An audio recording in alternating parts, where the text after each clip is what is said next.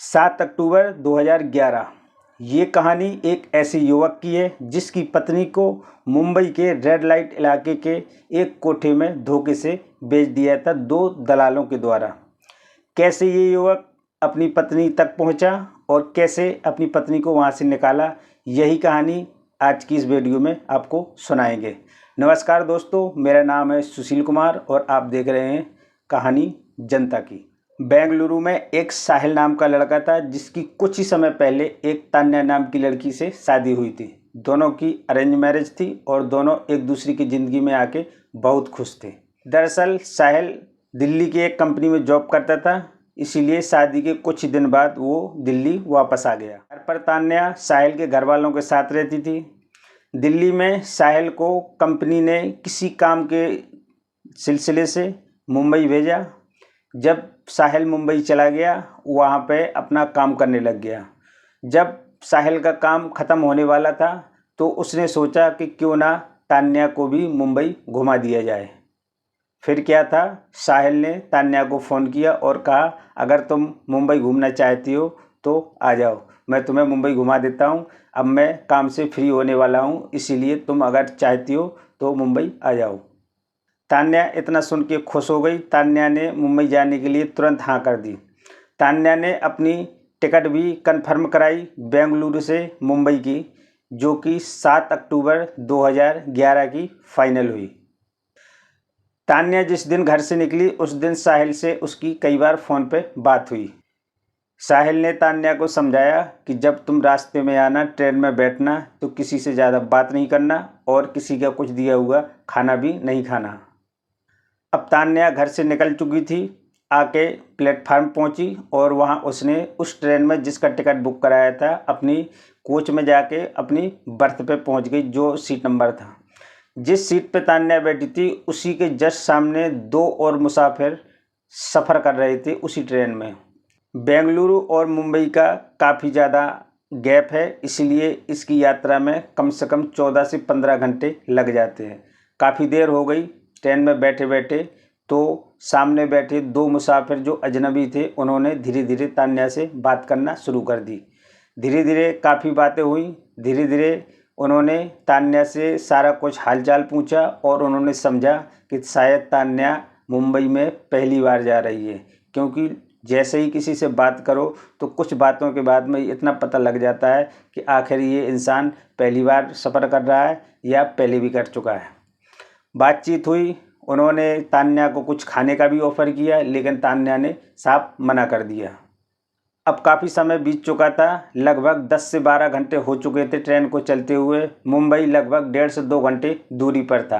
तान्या ने सोचा कि क्यों ना मैं साहिल को फ़ोन करके जानकारी दूं कि मैं कुछ ही समय बाद मुंबई पहुंचने वाली हूं। तान्या ने साहिल को फ़ोन लगाया और कहा कि मैं थोड़ी देर बाद मुंबई पहुंचने वाली हूं। साहिल ने भी कहा कि मैं तुमसे वहीं रेलवे स्टेशन पर मुंबई के मिलूँगा। ये तान्या और साहिल की आखिरी बातचीत थी। थोड़ी देर बाद तान्या ने कुछ खाने के लिए जो घर से लेके आई थी वो निकाला और खाना शुरू कर दिया। सामने बैठे मुसाफिर इतने देर से बैठे हुए थे तो थोड़ी बहुत घुल मिल भी गए थे, तो तान्या ने उनको भी खाने के लिए पूछा। जैसे ही पूछा वो मुसाफिरों ने हाँ कर दिया और तान्या ने जो खाना उनको खाने के लिए दिया वो उन्होंने खा भी लिया। थोड़ी देर बाद उन 2 मुसाफिर में से एक ने चाय का ऑर्डर किया और चाय मंगवाई। तान्या को चाय ऑफ़र की, लेकिन तान्या ने मना कर दिया। जब उन्होंने ज़्यादा फोर्स किया तो तान्या ने वो चाय ले ली। तान्या को नहीं पता था कि इस चाय में बेहोशी की दवा मिलाई गई है। तान्या ने वो चाय पी और थोड़ी ही देर बाद तान्या बेहोश हो चुकी थी। जब तान्या को होश आया तब उसने अपने आप को एक कार में बंद पाया, जो कि कार चल रही थी। तान्या को जैसे ही होश आया उसने तुरंत कहा कि आप कौन हो और मुझे कहाँ ले जा रहे हो।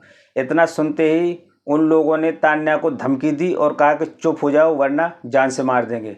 थोड़ी देर बाद बातचीत हुई तान्या की। तान्या को धमकी मिल चुकी थी।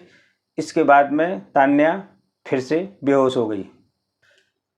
अब कार चल के धीरे धीरे मुंबई के रेड लाइट इलाके में पहुंच जाती है और वहां पे जाके एक कोठे पे रुक जाती है। तान्या को थोड़ा थोड़ा होश आ चुका था, लेकिन वो पूरी तरह से सेंस में नहीं थी, तो वो अपना बचाव नहीं कर सकती थी। दो लोगों ने तान्या को कार से उतारा और एक मकान में लेके गए। तान्या को अच्छी तरह से याद है कि वहाँ पे एक लेडीज से उन दोनों ने कुछ पैसों की बातचीत की। उस लेडीज ने 45,000 रुपये उन दोनों को दिए। तान्या समझ चुकी थी कि मुझे शायद 45,000 रुपये में इन लोगों ने इस जगह पे बेच दिया है। अब तान्या उस औरत की चुंगल में थी जो एक कोठे की मालकिन थी। अब तान्या कोठे पे थी जहां कस्टमरों द्वारा उसकी आबरू तार तार होने वाली थी। अब तान्या समझ चुकी थी कि वो यहाँ पे बहुत बुरी फंस चुकी है, लेकिन फिर भी तान्या कोठे की मालकिन की बात मानने को तैयार नहीं हुई। कोठे की मालकिन ने उस पर बहुत जुल्म किए, मारा पीटा, डराया धमकाया, खाने को नहीं दिया, पीने को नहीं दिया और उसको बांध के रखा जाता था। एक लड़की आखिर कब तक सहती, आखिरकार 15 दिन बाद वो टूट ही गई और 16वें दिन वो भड़कीले कपड़े पहन के और मेकअप करके काम के लिए तैयार हो गई। उसी दिन किस्मत से एक कस्टमर आ पहुंचा।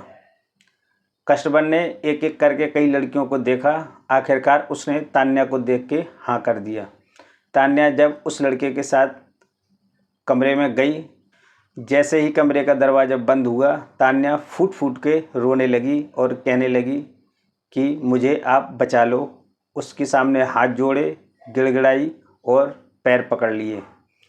इतना देख के कस्टमर भी हैरान रह गया और उसने कहा, बताओ मैं तुम्हारी क्या मदद कर सकता हूँ। तान्या ने कहा, मुझे अपना फ़ोन दे दो, मुझे अपने पति से बात करनी है। उस कस्टमर ने तान्या को अपना फ़ोन दिया।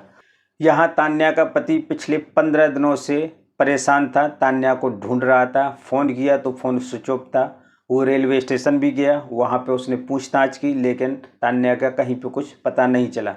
उसने पुलिस में भी फ़ोन किया और तान्या की गुमशुदगी की कंप्लेन दर्ज कराई और पूरी कहानी बताई कि तान्या बेंगलुरु से चली थी और मुंबई उसको पहुंचना था, लेकिन वो मुंबई नहीं पहुंची। पुलिस ने भी कंप्लेन दर्ज कर ली। साहिल ने अपने घर पर भी फ़ोन किया और घर वालों को भी बुला लिया। घर वाले भी अब मुंबई आ चुके थे, लेकिन तान्या का कहीं भी कोई सुराग नहीं मिल रहा था। अचानक 16वें दिन साहिल के फ़ोन पर एक अननोन नंबर से कॉल आया। साहिल ने तुरंत फ़ोन रिसीव किया। जैसे ही फ़ोन रिसीव किया, दूसरी तरफ तान्या बात कर रही थी। तान्या की बात सुन के साहिल भावुक हो गया और रोने लग गया।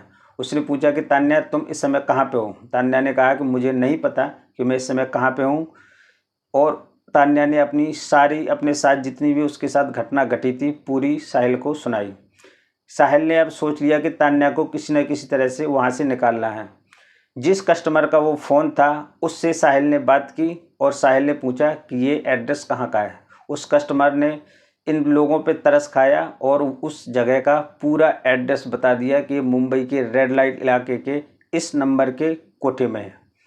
सारा एड्रेस जान के अब साहिल परेशान हो गया और उसने सोचा कि आखिर मैं क्या करूं। अगर मैं पुलिस को कॉल करता हूं, अगर पुलिस वहां पे दबिश डालती है, कहीं से भी अगर कोठी मालकिन को अगर भनक लग गई तो ये उस लड़की को यहाँ से वहाँ ट्रांसफ़र कर सकती है, तो तान्या भी नहीं मिलेगी और मैं भी फिर ढूंढता फिरता रह जाऊँगा। साहिल ने बहुत ही सोच समझकर एक फ़ैसला किया कि मैं खुद जाऊँगा उसी कोठे पे एक कस्टमर बन के। फिर क्या था, अगले दिन साहिल गया उसी कोठे पे एक कस्टमर बन के। कोठे की मालकिन ने बहुत सारी लड़कियां दिखाई, एक एक करके कई लड़कियां दिखाई, लेकिन साहिल सबको रिजेक्ट करता चला गया क्योंकि उसकी नज़र तो सिर्फ तान्या को ढूंढ रही थी। सबसे लास्ट में कोठे की मालकिन ने तान्या को बुलाया। जैसे ही तान्या को साहिल ने देखा, उसने तुरंत हाँ कर दी कि मुझे हाँ यही लड़की चाहिए। बस फिर क्या था, दोनों कमरे में चले गए। दोनों के आंखों से आंसू आ रहे थे। साहिल ने कहा, तुम चुप रहो, मैं कुछ सोचता हूँ। तभी साहिल ने एक फ़ोन पुलिस को किया, क्योंकि पुलिस को वो पहले ही तान्या की गुमशुदगी की कंप्लेन दर्ज करा चुका था। जैसे ही पुलिस को पता चला कि ये फ़ोन साहिल का है और उसकी पत्नी कोठे पे है, पुलिस वालों ने भी बहुत अच्छा काम किया और तुरंत वहाँ पे दबिश डालने की कोशिश की। पुलिस अपनी एक टीम के साथ रेड लाइट एरिया गई और वहाँ पे उसी कोठे नंबर पे उन्होंने रेड की तो धीरे धीरे करके एक एक कमरे खुलवाए गए। वहाँ से 20 से 22 लड़कियां निकली और एक कमरे में साहिल और तान्या भी निकली। पुलिस ने साहिल और तान्या दोनों को रिहा कराया और साथ में जितनी लड़कियां थी उनको भी रिहा कराया। पुलिस ने कोठे की मालकिन और उसकी असिस्टेंट दोनों को गिरफ्तार कर लिया और साथ में 2 पुरुषों को भी गिरफ्तार कर लिया। बाद में जिन दलालों ने तान्या को उस कोठे पर बेचा था, पुलिस ने उनको भी गिरफ्तार कर लिया। आखिरकार एक पति पत्नी दोनों फिर से वापस मिल गए। सबसे बड़ी और सबसे अच्छी बात इसमें ये रही कि तान्या की इज्जत आबरू बिल्कुल सलामत रही। उसको किसी ने छुआ तक नहीं है, जिस हिसाब से जिस जगह पे वो पहुंच चुकी थी। दोस्तों, इस कहानी को सुनाने का मकसद किसी को परेशान या बदनाम करने का बिल्कुल नहीं है, बल्कि जागरूक करने का है। अगर आपको ये कहानी अच्छी लगी हो, अगर इस कहानी से आपको कुछ सीखने को मिला हो, तो हमारे चैनल कहानी जनता की को ज़रूर सब्सक्राइब करें। आपको इसी तरह की कहानियाँ इस चैनल पे मिलती रहेंगी। फिर मिलेंगे एक अगले वीडियो में एक नई कहानी के साथ। तब तक के लिए धन्यवाद।